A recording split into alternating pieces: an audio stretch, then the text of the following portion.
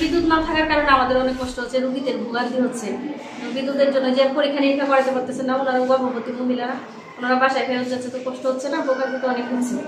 তাছাড়াও রোগীদের যে গরমের মধ্যে লাইনে দাঁড়ায় থাকা লাগতেছে, ফ্যান চলতেছে না, বিদ্যুতের জন্য অনেক কষ্ট হলো। সকাল থেকে তো আসার পর কারেন্ট ছিল দিছি, তারপর আবার হঠাৎ করে কারেন্ট গেছে, এরপর থেকে বর্ষা কারেন্ট আসে, এখন আসতেছে না। আজ লাইট গেছে ঘন্টা কারেন্ট না, আর যা সহজেরা কাছে জানে কারেন্ট এই মুহূর্তে দুপুর এসে কারেন্ট দিই না। তো আমরা কি গর্বে কি যারা কি মরণ যাইব নাকি নাকি বাঁচবো লেগেছিলাম। প্রায় সময় 2 ঘন্টা 2.5 ঘন্টা 3 ঘন্টার জন্য কারেন্ট চলে যাবে, এবং গরমে আমাদের রোগী যারা আছে এখানে সবারই কষ্ট হইতেছে। তো নাই প্রায় 3-4 ঘন্টা যাবত কারেন্ট নাই। যারা শ্বাসকষ্ট এরা বুঝতে পারে কত কষ্ট হচ্ছে দুনিয়াটা শ্বাস ফলাইতে। এদিকে অনেক লোকই মনে করেন আধা ঘন্টা করে শ্বাসকষ্ট ওই গ্যাস নেওয়া লাগে, ওখান থেকে গ্যাস নিতে পারি না কারেন্ট ছাড়া। 3.5 ঘন্টা ধরে কারেন্ট নেই, আমরা খুব কষ্টের মেজে আসি। এখন কি উপায় আমরা যে অবস্থা দেওয়া যায় পয়রা মরণ লাগবো।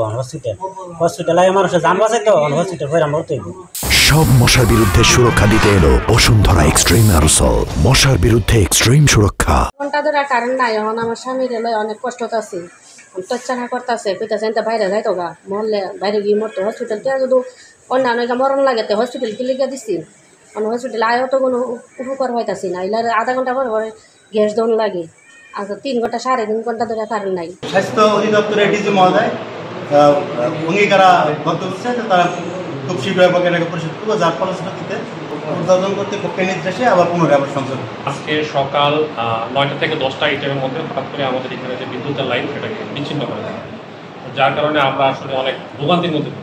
যেমন আপনারা জানেন যে এখানে শ্বাসকষ্টের অনেক রুগী থাকে, বিশেষ করে তাদের অক্সিজেন দেওয়া, নেবুলাইজ করা, এগুলো খুব সমস্যা হয়ে যায়। তারপরে হচ্ছে আমাদের এখানে যেমন পুরা উপজেলায় যে উপজেলার যে ভ্যাকসিন, যেটা বিশেষ করে বাচ্চাদের যে ইপিএ ভ্যাকসিনগুলো দেওয়া হয়, সেটা কিন্তু রেফ্রিজারেটর এখানে এটাকে সংরক্ষণ করা হয়। যদি এতক্ষণ বিদ্যুৎ না থাকে সেটা কিন্তু টিকার উপর একটা প্রভাব ফেলে, যেটার কারণে পরবর্তীতে এই ভ্যাকসিনগুলো কিন্তু আপনাদের বাচ্চাদেরই ভ্যাকসিন দেওয়া হবে। উপজেলা যারা আছে তাদের এই ভ্যাকসিনগুলো এখানে সংরক্ষণ করা হয়। তারপরে আজকে সারাদিন যেহেতু সকাল থেকে বিদ্যুৎ নেই, এখানে ল্যাব টোটালি বন্ধ। আজকে যেসব রোগীরা সার্ভিস নিতে আছে, আপনার কাউকে আজকে আমরা ল্যাবরেটরি সার্ভিস যেটা আছে দিতে পারি।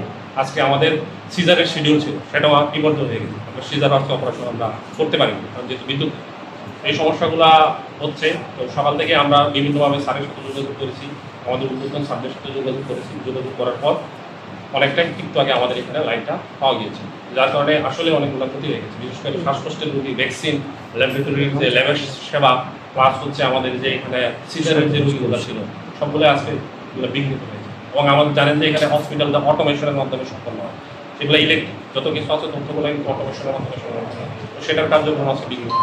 এটা যে ওনারা যেটা বলতেছিলেন যে হচ্ছে যে বকেয়া ছিল, কিছু টাকা বকেয়া ছিল, সে টাকা কিন্তু আমাদের এখানে যে নতুন যে ডিভিশনের প্রিয় ডাক্তার কিশোর কুমার দর স্যার, উনি আমাদের এখানে ফেব্রুয়ারিতে জয়েন করেছেন। তো উনি আজকে ট্রেনিংয়ের জন্য কিশোর ঢাকাতে আসেন।